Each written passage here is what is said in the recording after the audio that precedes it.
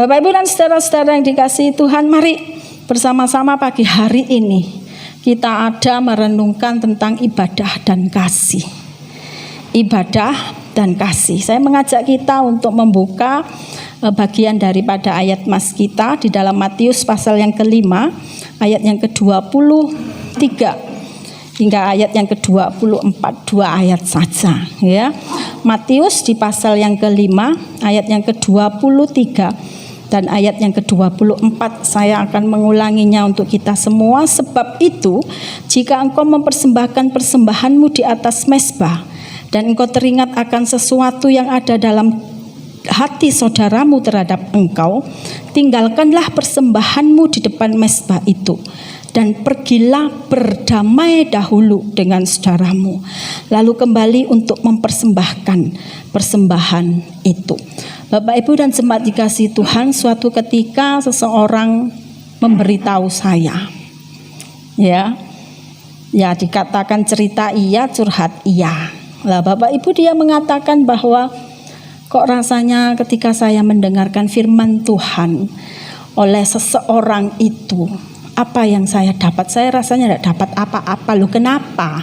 Ya, loh kenapa kok tidak memperoleh apa-apa? Begitu ya, dari pemberitaan firman Tuhan seseorang tersebut. Sebab ternyata Bapak Ibu dan saudara-saudara, ia mengalami kekecewaan. Ia mengalami yang bagi saya, seseorang ini yang bercerita kepada saya itu dilecehkan sebagai seorang perempuan. Dan Bapak Ibu, saya hanya bisa mengatakan bersabar saja. Bersabar. Kalau firman Tuhan tidak bisa mengingatkan seseorang itu,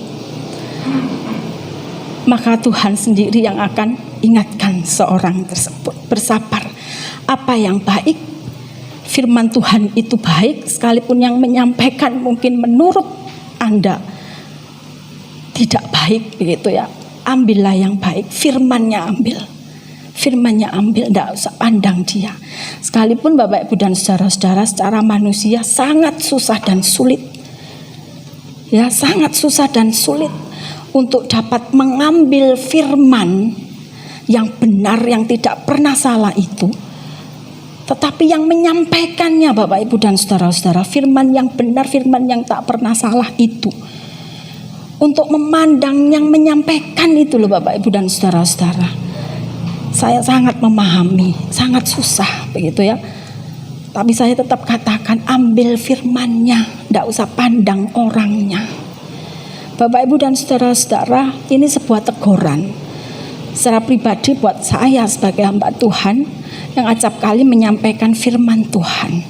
Jangan-jangan ini pun Bapak Ibu dirasakan oleh setiap pendengar, di mana ketika saya menyampaikan firman Tuhan, ketika kami para hamba Tuhan menyampaikan firman Tuhan, jangan-jangan di antara sekian banyak yang mendengarkan firman yang kami sampaikan itu, hanya karena memandang kami manusianya, firman Tuhan yang benar, firman Tuhan yang harusnya menegur, firman Tuhan yang harusnya menguatkan, firman Tuhan yang harusnya Bapak Ibu dan saudara-saudara menjadi penghiburan, firman Tuhan yang harusnya membawa dia kembali kepada Allah, mental tak dapat masuk dalam hati orang-orang tersebut karena kami pelaku-pelakunya ini.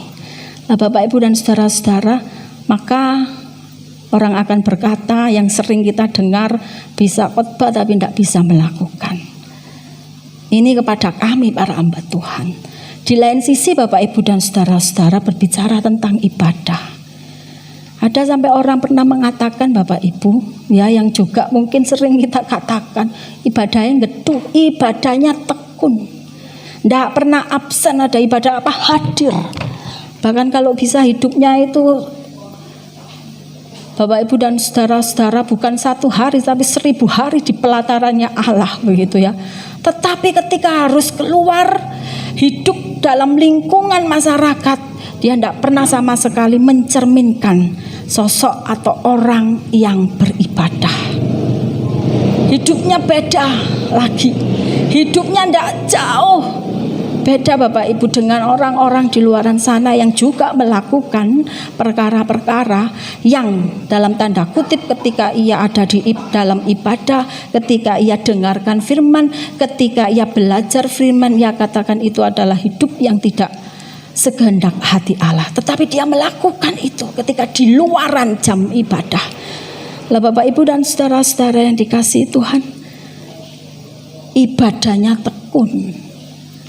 Ibadahnya tidak pernah absen, melayanannya tekun, melayanan pun tidak pernah absen. Tetapi hidupnya tidak jauh beda daripada orang-orang yang belum mengenal Allah. Sebuah tamparan juga bagi kami hamba Tuhan dan juga bagi kita, orang-orang yang dalam tanda kutip kita ini pun beribadah dan kita berjuang, berusaha untuk di luar sana ketika kita kembali kepada aktivitas kita, Bapak Ibu, kita masih menjaga, begitu ya, akan firman itu menjaga kita berjuang untuk melakukan apa yang sudah kita dengar, kita pelajari dari firman dalam pertemuan-pertemuan ibadah. Tapi kadang orang sama ratakan begitu ya. Lah Bapak Ibu dan saudara-saudara yang dikasihi Tuhan, bersabarlah dan membuktikan diri bahwa kita tidak seperti mereka itu yang katanya bisa beribadah, yang katanya ibadahnya tekun, tetapi kehidupannya jauh daripada keadaan ibadahnya. Bapak Ibu dan saudara-saudara yang dikasihi Tuhan, ibadah itu bukan sekedar kegiatan agama yang seperti hari ini kita lakukan. Ibadah-ibadah di gereja, pertemuan-pertemuan, kebaktian-kebaktian di gereja, kita memuji Tuhan, kita berdoa, kita mendoakan, kita didoakan, kita belajar firman Tuhan dan sebagainya Bapak Ibu dan saudara-saudara. Tetapi biarlah pengertian kita ini tentang ibadah jauh daripada pertemuan di kebaktian-kebaktian yang seperti kita lakukan pagi hari ini. Ketika pikiran kita tentang ibadah jauh hanya dari sebatas pertemuan ibadah duduk bersama ini Bapak Ibu, maka paling tidak akan mempengaruhi akan tindakan kita di hari lepas hari di luaran gedung gereja, di luaran daripada kegiatan-kegiatan kebaktian. Ternyata ibadah itu Bapak Ibu dan saudara-saudara berhubungan dengan sikap hidup kita hari lepas hari. Selesai kita ibadah, selesai kita kebaktian, selesai kita memuji Tuhan, berdoa bersama, selesai kita dari kegiatan gereja Bapak Ibu yang dikatakan ibadah, maka masih berlanjutlah ibadah kita itu, baik dalam keluarga kita, baik dalam pekerjaan kita, ketika kita sudah masuk di hari-hari biasa. Kalau hari Minggu kita menganggap ibadah hari Minggu ini setelah selesai sudah berhenti, tidak Bapak Ibu, masih berlanjut Senin, Selasa hingga Jumat hingga Minggu lagi. Bapak Ibu dan saudara-saudara, sekali lagi ibadah itu berhubungan dengan sikap hidup kita sehari-hari. Tidak hanya sekedar kegiatan, tidak hanya sekedar upacara agama yang berupa kebaktian saja. Masih berlanjut begitu ya. Nanti kita akan selesai mungkin 9:30, bisa jam 10 kurang seperempat ibadah kita. Tetapi Bapak Ibu, kelanjutan ibadah kita itu masih hari lepas hari itu lanjut terus ya.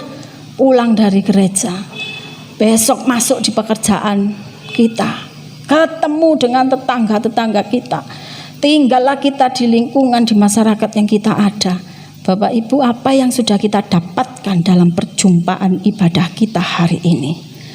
Itu loh, lakukan di hari Senin, lakukan di hari berikutnya, dan berikutnya. Itulah firman yang memimpin dan menuntun hari-hari kita. Bapak Ibu dan saudara-saudara, lalu apa kaitan ibadah dengan kasih? Apa kaitan ibadah dengan kasih?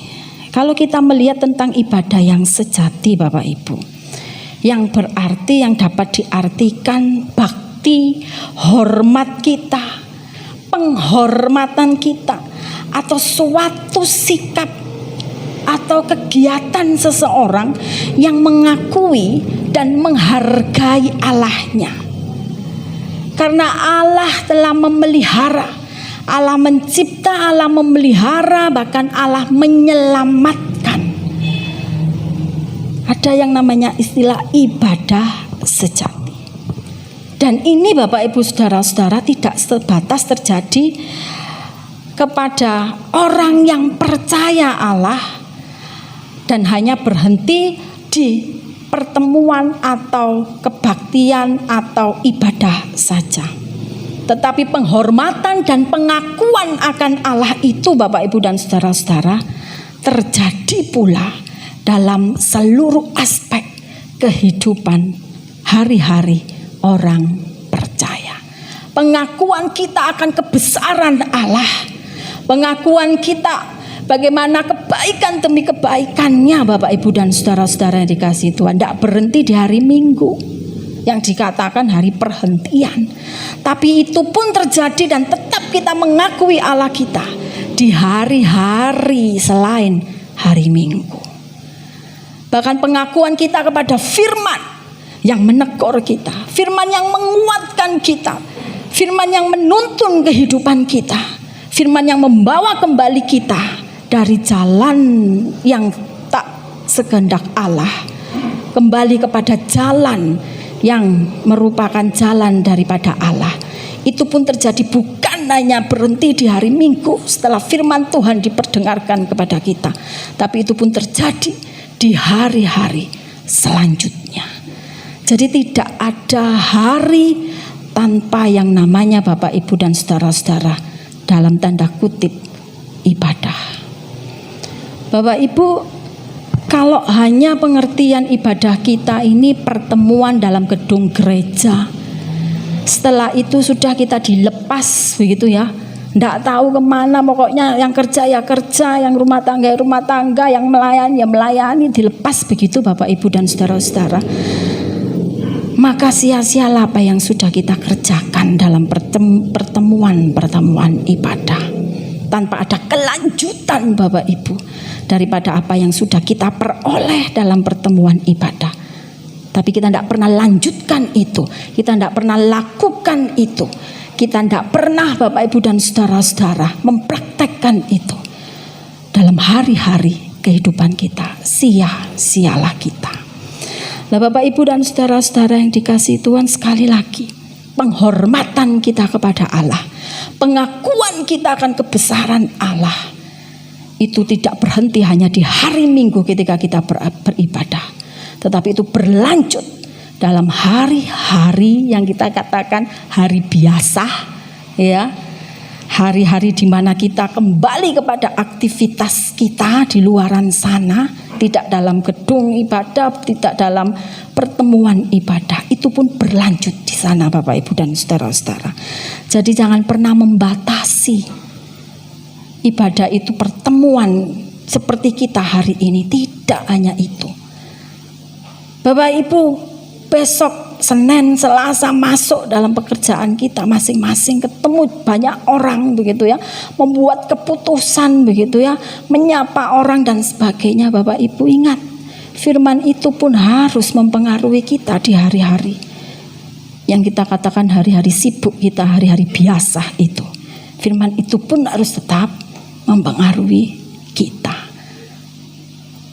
Dengan begitu tidak sia-sialah apa yang kita kerjakan, apa yang kita peroleh dalam pertemuan ibadah. Bapak Ibu dan saudara-saudara, di dalam Roma pasal yang ke-12 ayat yang pertama, di situ Paulus menjelaskan tentang ibadah yang sejati. Roma pasal 12 ayat yang pertama tentang ibadah yang sejati. Karena itu saudara-saudara, demi kemurahan Allah aku menasehatkan kamu, supaya kamu mempersembahkan tubuhmu sebagai persembahan yang hidup, yang kudus, dan yang berkenan kepada Allah. Itu adalah ibadahmu yang sejati. Ibadah yang sejati, penghormatan kepada Allah Bapak Ibu dan saudara-saudara, yang mempengaruhi semua aspek kehidupan kita. Ibadah yang sejati Bapak Ibu dan saudara-saudara, mempersembahkan tubuh sebagai persembahan yang hidup, artinya adalah menyerahkan, memberikan, mengabdikan Bapak Ibu dan saudara-saudara semua bagian dalam seluruh aspek kehidupan kita. Pikiran kitakah, perkataankah, perbuatan, tindakankah Bapak Ibu sesuai keinginan Allah, yang berkenan kepada Allah. Mengapa demikian? Karena Allah telah mengasihi, karena Allah telah memelihara, dan karena Allah menyelamatkan kita. Ibadah yang sejati adalah seluruh aspek kehidupan kita itu kita persembahkan untuk kemuliaan nama Allah. Ibadah yang sejati. Bapak Ibu dan saudara-saudara, ketika kita sudah tahu tentang ibadah dan mempersembahkan diri dengan seluruh aspek kehidupan kita pada kehendak Allah, pada kemauannya Allah, pada firman yang Ia kehendaki untuk kita kerjakan Bapak Ibu dan saudara-saudara, maka mengasihi sesama itu merupakan bagian daripada kehendak dan firman Allah yang sudah sepatutnya juga menjadi bagian daripada ibadah kita. Mengasihi sesama itu pun bagian daripada ibadah kita. Nah, Bapak Ibu dan saudara-saudara yang dikasihi Tuhan, sesuatu yang kita wujud nyatakan, begitu ya, sesuatu yang kita laksanakan Bapak Ibu dan saudara-saudara yang dikasihi Tuhan, yang menjadi kehendaknya Allah untuk mengasihi, maka ada yang kita wujudkan, maka ada yang kita laksanakan Bapak Ibu dan saudara-saudara, antara relasi kita dengan sesama.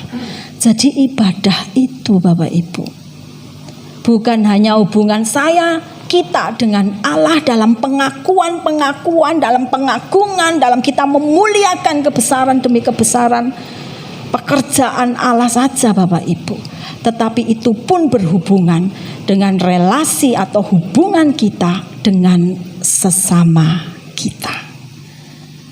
Dengan Allah kita berelasi, tetapi dengan sesama pun Bapak Ibu dan saudara-saudara kita tetap berelasi. Itulah ibadah. Ibadah yang sejati, ibadah yang mempengaruhi seluruh aspek kehidupan kita. Pikiran kitakah, tindakan dan sikap kitakah Bapak Ibu dan saudara-saudara, yang membawa kita untuk berelasi kepada Allah, mengagungkan kebesaran pekerjaannya atas karya-karyanya atas kehidupan kita, dan juga membawa kita mengasihi sesama kita, berelasi dengan mengasihi sesama kita. Bapak Ibu, dalam Injil Matius yang sudah kita baca tadi, ya, yang sudah terbacakan kepada kita di ayat Bapak Ibu dan saudara-saudara 23 dan 24, itu dimulai terlebih dahulu dengan sebuah peringatan, ya, dengan sebuah kutipan begitu daripada Taurat. Di ayat 21 dituliskan seperti ini: kamu telah mendengar yang difirmankan kepada nenek moyang kita, jangan membunuh. Siapa yang membunuh harus dihukum. Tetapi aku berkata kepadamu, setiap orang yang marah terhadap saudaranya harus dihukum. Siapa yang berkata kepada saudaranya kafir harus dihadapkan ke mahkamah agama. Dan siapa yang berkata jahil harus diserahkan ke dalam neraka yang menyala-nyala. Bapak Ibu, Tuhan Yesus ini memberi contoh cara mengasihi sesama yang diajarkan dalam Taurat atau 10 hukum atau 10 perintah Tuhan begitu ya. Salah satunya disebutkan kan jangan membunuh ya, jangan membunuh. Memang membunuh itu tidak selalu berkaitan dengan menghabisi atau menghilangkan nyawa seseorang begitu ya, membuat orang mati dan membuat orang tak bernyawa lagi. Tidak terbatas di itu saja Bapak Ibu dan saudara-saudara tentang pengertian membunuh itu. Hari ini kita dapat membunuh seseorang itu dengan cara atau bisa dikatakan kita bisa bunuh karakternya ketika kita menghina berkelanjutan, menghina terus begitu ya Bapak Ibu dan saudara-saudara. Kita bisa membunuh seseorang, karakter seseorang Bapak Ibu dengan melecehkan dia berkelanjutan. Ketika kita melecehkan seseorang tersebut, kita bisa merendahkan seseorang itu. Kita bisa juga Bapak Ibu menghujat seseorang itu dan pada akhirnya dia merasa tidak lagi bisa membela dirinya dan pada akhirnya hancurlah dirinya Bapak Ibu. Karena apa? Berawal dan berasal dari perkataan kita yang berupa hujatan, yang berupa pelecehan Bapak Ibu dan saudara-saudara, yang berupa penghinaan yang berkelanjutan dan berkelanjutan. Dan ini Tuhan tidak menghendaki. Tuhan tidak berkenan, Tuhan tidak pernah menghendaki hal yang demikian. Kemudian dilanjutkan juga di sana marah.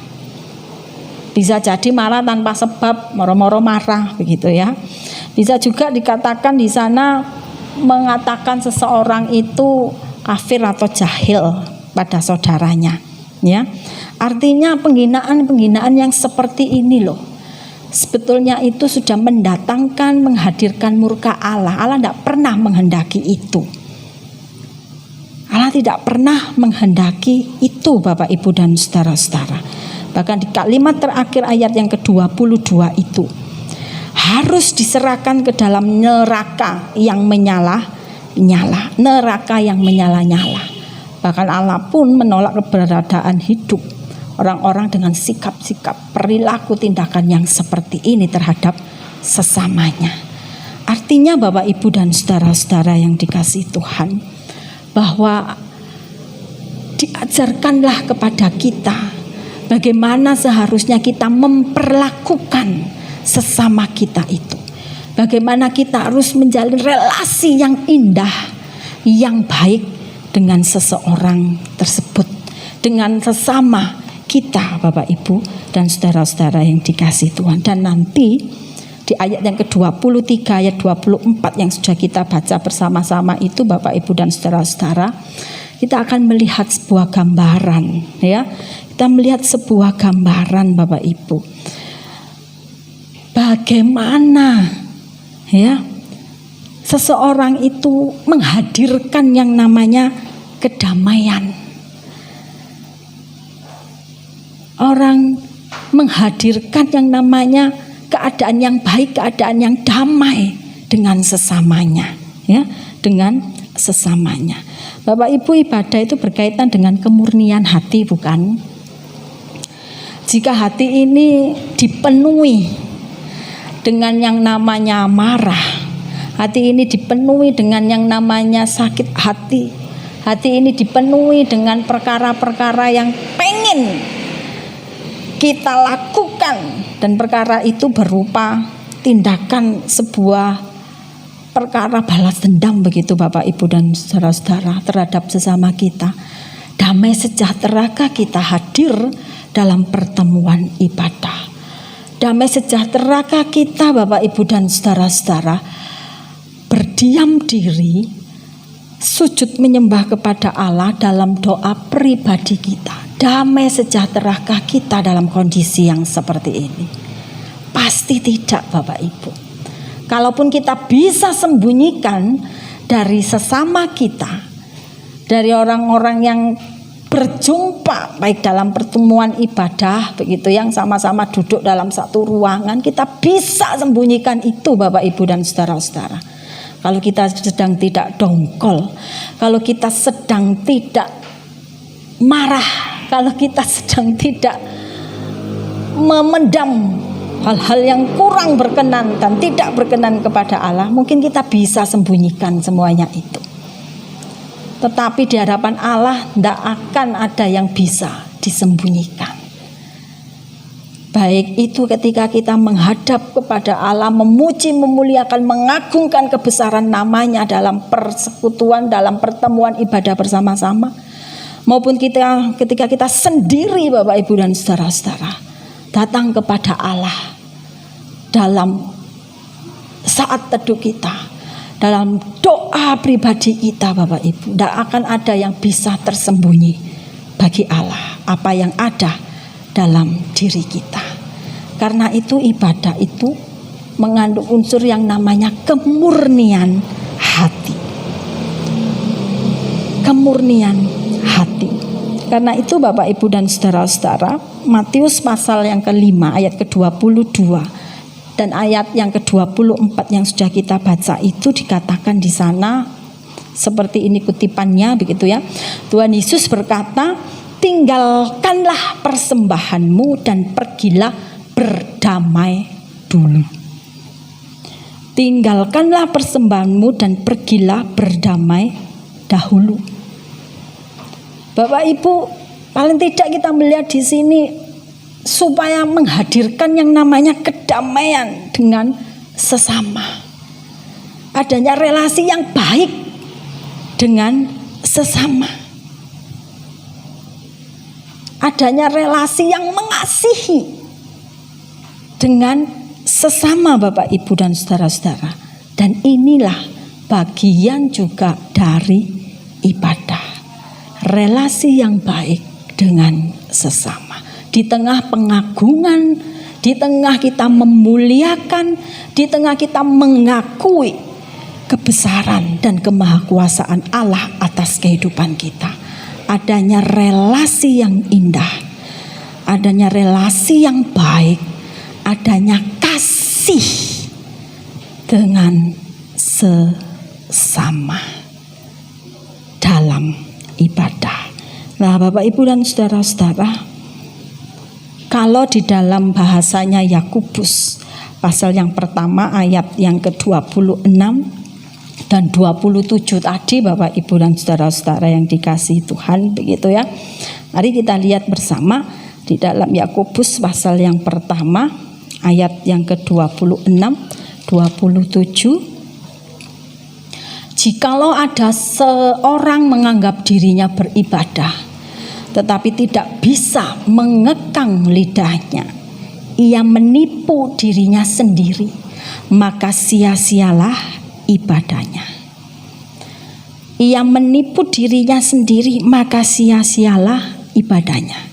Ibadah yang murni dan yang tak bercacat di hadapan Allah Bapa kita ialah mengunjungi yatim piatu dan janda-janda dalam kesusahan mereka dan menjaga supaya dirinya sendiri tidak dicemarkan oleh dunia. Lalu kita berkata, wes tidak penting ke gereja, yang penting nyambangi janda dan nyakitin piatu orang miskin saja. Mari Bapak Ibu dan saudara-saudara kita lihat bersama-sama. Tidak mengekang lidahnya atau menggunakan perkataan-perkataan yang kurang tepat, yang salah begitu ya. Penipuan, dusta, ngadu domba dan sebagainya. Artinya Bapak Ibu mendatangkan murka Allah yang tidak dikehendaki oleh Allah, yang dapat merusak kedamaian, merusak relasi kasih dengan sesama. Padahal dia menganggap dirinya beribadah. Firman Tuhan katakan sia-sialah. Ia menipu dirinya dan sia-sialah. Bapak Ibu dan saudara-saudara yang dikasihi Tuhan, perwujudan langsung dari sebuah ibadah yang kita bisa lihat di ayat yang ke-27, 26 dan 27 itu artinya Bapak Ibu dan saudara-saudara bisa berarti pengekangan akan lidah. Mengekang lidah itu ya. Mengendalikan kekang, pengendali. Begitu ya Bapak Ibu dan saudara-saudara. Kemudian diwujud nyatakan pula, disebutkan di ayat 27 itu Bapak Ibu, bahwa kasih yang dinyatakan, kasih yang dinyatakan kepada janda dan yatim piatu, bisa berarti juga orang miskin yang tidak bisa membalas kebaikan kita. Kalau orang kaya bisa balas kebaikan kita, tapi kalau kondisi orang-orang seperti ini tidak bisa membalas kebaikan kita. Dan itulah yang indah, yang baik, begitu ya. Itulah yang dikatakan Bapak Ibu dan saudara-saudara kasih Tuhan di ayat yang ke-27 di surat Yakobus pasal yang pertama itu, wujud langsung dari ibadah. Ibadah yang murni, yang tidak bercacat dikatakan di hadapan Allah, ialah dan sebagainya. Tapi ingat di kalimat yang terakhir juga, menjaga supaya dirinya sendiri tidak dicemarkan oleh dunia. Artinya bersiap dirilah juga, berjaga-jagalah juga Bapak Ibu dan saudara-saudara. Jangan sampai ketika kita menganggap aku sudah beribadah, aku beribadah tidak sebatas hanya di pertemuan-pertemuan gereja saja, tapi hari-hari perjalanan hidupku aku pun beribadah. Aku memuji memuliakan nama Allah di sana. Aku memperlakukan sesamaku dengan kasih. Aku melakukan firman Tuhan. Tapi yang aku ini Bapak Ibu dan saudara-saudara, tetaplah berjaga-jaga dan waspada. Sebab banyak hal yang bisa menjadikan kita jatuh karena pengakuan aku sudah melakukan dan aku telah melakukan. Tetaplah berjaga-jaga agar kita tidak jatuh. Nah, Bapak Ibu dan saudara-saudara yang dikasihi Tuhan, mendengar firman saja itu tidak cukup, kata firman Tuhan. Melakukan harus juga Bapak Ibu dan saudara-saudara, supaya kita tidak dikatakan orang yang bercermin lalu lupa, seperti halnya kita menipu diri kita saja, mendengar tapi sudah berlalu ya.